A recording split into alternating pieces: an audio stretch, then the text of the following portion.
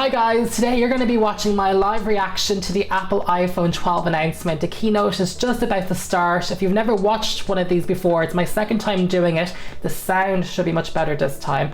Basically, this is not live on YouTube. This is just a regular video and it's going to be cut up to the highlights. But this is my unfiltered live reaction to the iPhone 12 announcement. I'm very excited to see what they announce. So let's go ahead and see what they have to show us because it's 6 o'clock on the dot and it looks like the event is about to start. So we're opening up a little video. The Apple headquarters is so pretty. It's like I want to go to there. Oh, cute rainbow. We gotta represent y'all. I'm just so excited though for the new ARM processor Macintosh computers. Like, iPhones are great, but I love computers. This is HomePod Mini. Yeah, the fabric is a really interesting choice. It doesn't look like technology, to be honest. Next, you want a world-class intelligent assistant that helps you wherever you are. Is Siri that intelligent though? In fairness to her, she does understand my accent. How much? That's clearly the problem with the first HomePod, is that it's too expensive. So how much is this mini? At Apple, we have a passion for music, so we knew HomePod Mini had to sound amazing. Of the driver and passive radiators in real time. This animation's giving me some weird feelings. See. And to make HomePod Mini, Apple doesn't just want you to buy one, they want you to buy a few of them. That's very cool. you'll be able to use services from providers like Pandora and Amazon. Where's Spotify? It's good though that they are putting in third-party services. Hey Siri, what's my update? Good morning, Jumi. It's currently sunny and 72 degrees. Your first event is at 11 a.m. Gallery visit. You have one upcoming reminder. She's like, oh Jesus, another gallery event. Ask HomePod Mini what time Target closes. And a Siri suggestion automatically appears in CarPlay. So when you hop in the car, the route is ready and waiting for you. Ooh, very nice. My dad could use that. Hey Siri, tell everyone, we're late, let's go. A really expensive way to yell at people that their dinner is ready on the table. Your dinner's ready. Oh my gosh, imagine living in a house like this. Is this upper middle class or is this 1%? It feels like 1%, but I don't know, in America this could be just upper middle. I mean, they had to buy a few HomePod minis, I'm sure they got some money. Looks like a house I built in The Sims. If this is like $100, I'd get one. And space gray. I like the white. I'm really gone off space gray to tell you the truth. $99. Oh my gosh, yes, okay. November 6th. I'd buy one for 100. I actually would. Mostly because I could use it as an alarm. I don't want to bring my phone to bed anymore. Honestly, if there was a Qi wireless charger on top of it, you could put your phone on though to charge it, that would have been cool, but it's pretty nice. Now let's talk about iPhone. Here we go. Those are very flattering jeans, Tim. Good job. We're bringing 5G to iPhone. This is a huge moment for all of us, and we're really... Is it though? The technology is so convoluted. Like, are we going millimeter wave? Are we using the other one? Every time like a new generation of connectivity comes along, they always promise you the world, and like it gets like a tiny bit faster by the time everybody hops onto it. Speeds even in densely populated areas. If you say so. They said the same thing of 4G. I like his shoes. Those are really nice shoes. Tim's like, get the fire exit door, I'm off. Tim is like, I cannot be here when you speak these lies. I pretend we do not see it. So it's using the millimeter wave technology. We're not using that though here in Ireland so far. Ideal conditions. Isn't it weird how upload speeds are so different to download speeds? What are these places? I've never been to these places in so long. It's a bit blurry for 5G. I'm seeing stuttering. There's such conflicting technologies though at 5G, like the one that Verizon's using is very different in Sprint, and what Sprint's using, like the slower one, is what we're using here in Ireland on all of our networks so far. 5G just got real. And the conspiracy theorists are like, no! I'd like to show you the very first iPhone with 5G. Let's do it. Oh, I like the blue. Oh, the blue's hot. I like the blue. The red's always nice. The green, let's see the green. I haven't seen the green. That's nice. The colors are on fleek. He's always running off. He's like, I'm out of here. That's very pretty. The blue is so hot. You know, I bought the 10X Mass XS Max, I don't think I'd ever buy a Pro model again. I just never really used all the features it had to offer. Like, I think I could be very happy with the 12. Black, white, product red, green, and a gorgeous blue. They're all great colors. Oh, so even thinner bezels, we love to hear it. Our best display technology to iPhone 12. And that is our Super Retina XDR display. Oh, very nice. Standard. OLED is now standard on the iPhone 12. Very cool. I love to hear that. I am so happy that OLED is...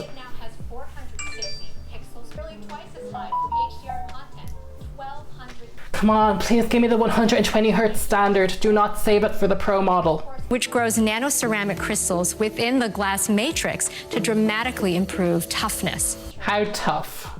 And along with our new design, it makes iPhone more durable than ever. But how durable? 4 times better drop performance. Okay. I'm still reviewing the S20 FE. I'm not finished yet, so Apple's got some competition this year because the economy of the world is so different. I like his shoes too. Everybody in this keynote has amazing footwear. Yes, we all live underneath one of these in our own home to get those super fast 5G speeds. Oh, I guess it was Vodafone. A14 Bionic is the first smartphone chip in the world built on the latest 5nm process technology. Oh, we love to hear it. The fastest CPU in any smartphone. In fact, it's up to 50% faster. So I'm guessing it's very fast. She said a lot of smart things, some of which I did not understand, but I'm guessing this is a very fast chip. I take your word for it. I'm, of course, talking about League of Legends. Oh, that's hilarious. Fortnite is like, what? That's insane. Fortnite is like, damn it, we might have to throw in the towel after all. Oh, that's really interesting. They sacrificed telephoto. My photos never turn out this good. On top of this, we use computational photography to deliver... Honey, you could use black magic on these phones and my photos will not turn out good.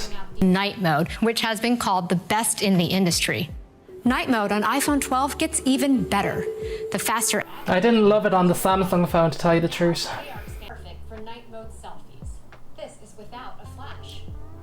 Oh, he wasn't using a flash there. That's impressive. You know, I love me some video. Oh, it's a bit shaky there. It's very beautiful, but it still looks like a phone. They're still a bit saucy over AirPower. Yes, I always put those on the back of my phone.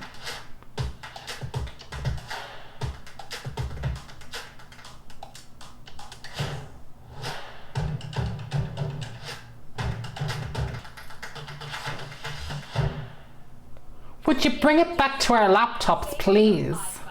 This is how they get rid of the ports on your phone entirely. This is how they do it.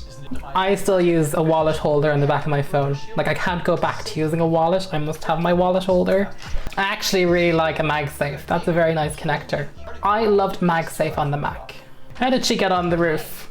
Apple is carbon neutral for our global corporate operations. We looked for ways to cut waste and use less material. Here we go. And there are also over 2 billion Apple Power adapters out in the world. It's like removing 450,000 cars from the road per year. That's very cool. That is actually very cool. I love me some climate change activism. You couldn't have just given us a USB-C port, could you, Apple? Could you? This is iPhone 12 mini. How much money did they have to pay the Broccolis to get the James Bond music? That's very cool. That's very nice. That's great. Like my father, he loves using a smaller phone. This would be perfect. I really want a fingerprint sensor though, because we're all wearing masks on our damn faces. Very nice. Haptic touch, Face ID, LTE. Damn, the Mini is actually a pretty nice phone.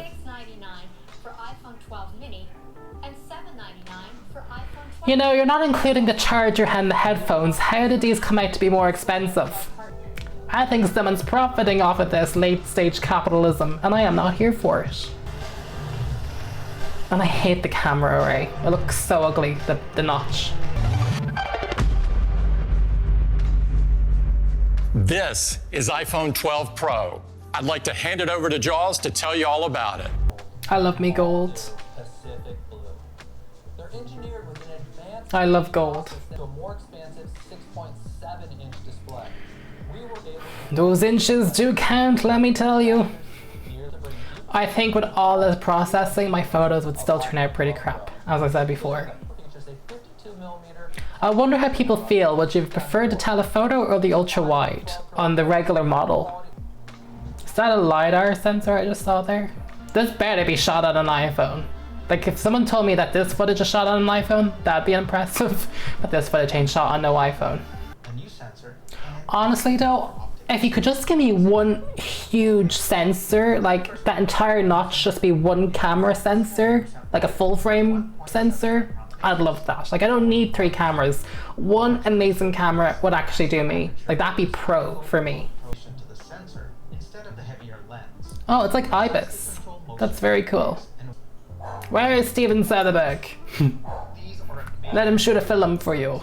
Deep fusion to capture a wide range of light. Show us the original photo. It's like, I don't know what processing you did. Oh, very nice. In various ways while retaining the crisp, beautifully rendered detail. All right, this is what I'm interested in. iPhone provides the highest quality video on a smartphone. Very nice. Very nice. Record in Dolby Vision HDR. Runs through our ISP, generating a histogram and allowing iPhone to grade each frame in Dolby Vision. Problem is, it still looks like a phone. They can't keep using the same footage over and over again. I actually don't think I'll upgrade my iPhone though this year, to tell you the truth. My XS Max still works pretty well, to tell you the truth. There's no mention of a 120Hz screen though. I'm kind of sad. Our most innovative technologies, like the A14 I don't see 120Hz anywhere. Oh no, Apple, what did you do? a short film we created about the iPhone 12 Pro. Will it be entered into the Oscars?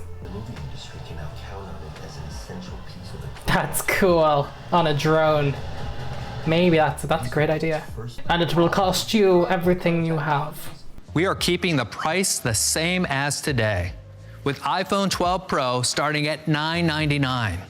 And we're doubling the starting capacity to 128 gigabytes. That's decent. iPhone 12 Pro Max with our best cameras ever at $1099. I will say though, you kind of do need the 256 gigs of storage. Like, I ran out of storage on my phone and I have 256. And I just use like regular things on it, not even anything crazy. The iPhone XR is still incredible value for $500, I must say. Like that could be still the best iPhone for a lot of people. Oh come on, please announce a new Apple Mac ARM processor computer thingy. This can't be it. It's very low key. It doesn't seem like an essential upgrade, to be honest with you. The HomePod Mini is like the winner of this event. Like 99 bucks. I'd buy one of those instantly. And that's it. It looks like the keynote is over. So the event is just finished, and as for my review, it was okay. I mean, there was nothing special. There was a lot of impressive things as I was watching it, as you might have saw me react there. But now that the event is over, I can't really remember much. I mean, I think the most impressive thing, again, was the $99 HomePod Mini. The iPhone upgrades were just very typical, you know, a new faster processor, you know, they promised the camera can do so much, and then we get the new phone and our photos still look terrible. It looks good, you know. I think it's great that all the iPhones now have OLED screens, but Apple, come on now, like you need to be putting 120Hz screens into your phones.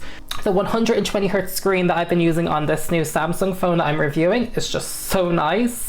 And I love the 120Hz on the iPad Pro that I use, and I really would have liked to see 120Hz. I don't think I'm going to upgrade for my XS Max. I just don't think even with the 11 or now with the 12 there's been anything that I necessarily need. And I really would have liked to see a fingerprint sensor. I mean, that's been a huge pain point for me currently, is because we're all wearing face coverings, is that the damn thing can't scan. Unless LiDAR, maybe it's a new feature of the LiDAR scanner that can go through a face mask. But I would have liked to see a fingerprint sensor, and I really would have liked to see the 120 Hz. You know, I thought they were going to save it for the Pro model, but the fact that they didn't even save it for the Pro model, like it's not anywhere, is really disappointing. I would have taken 120 Hz over Dolby Vision. I think Dolby Vision seems a bit gimmicky now in hindsight, because, I mean, you're not editing an Oscar winner on your phone. Dolby Vision would make a lot more sense on the computers, to tell you the truth. I mean, I could do without 120 Hz on the computer and putting Dolby Vision on the computer, because that's where you'd be editing in Final Cut. But I mean, for your phone, especially in the Photos app, I mean, it wasn't like they announced a Final Cut for the iPhone. I mean, it's very hard to edit in the Photos app. You need to use at least iMovie or LumaFusion or something. So yeah, I mean, it was a fine event. I think if you have a really old iPhone, there's a lot of options. The mini iPhone 12 is probably my favorite phone out of the entire lineup, because you do get a lot for very little. It's the cheapest of the bunch. The screen is so big for a form factor that's so small. It's as small as the iPhone 6, those original 4.7 inch screens. I really like that a lot. And then of course the HomePod Mini. So actually, yeah, come to think of it, the most economically sound products that they're selling, their cheapest ones, are actually my favorite. Maybe it's just because of the way everybody's losing their jobs this year, and I can't really recommend people buy overpriced stuff that doesn't have the features that should have, like a 120 Hz screen or a fingerprint sensor. But I actually do think that the iPhone 12 mini and the HomePod Mini now are actually pretty great value. And if you were to buy a new iPhone this year, of those initial impressions, those would be the two things I'd go for, the Mini and the HomePod Mini. Yeah, so all Mini, HomePod Mini, iPhone 12 Mini, those are very nice products, Apple, and that's a great job. And I mean, if you really need to upgrade your iPhone, I think the 12 is very solid, but I just don't really see any point for anyone getting the Pro or the Pro Max. Unless, of course, you know you're already going to buy it. As I say before, I cannot tell you what to buy. I mean, I think the Pro and the Pro Max, you know if you're either going to buy one or you're not. I don't think there's going to be anyone sitting on the fence with those models. You know if you're going to get one, and you know if you're not going to get one. And I'm firmly in the camp that I'm not going to get one.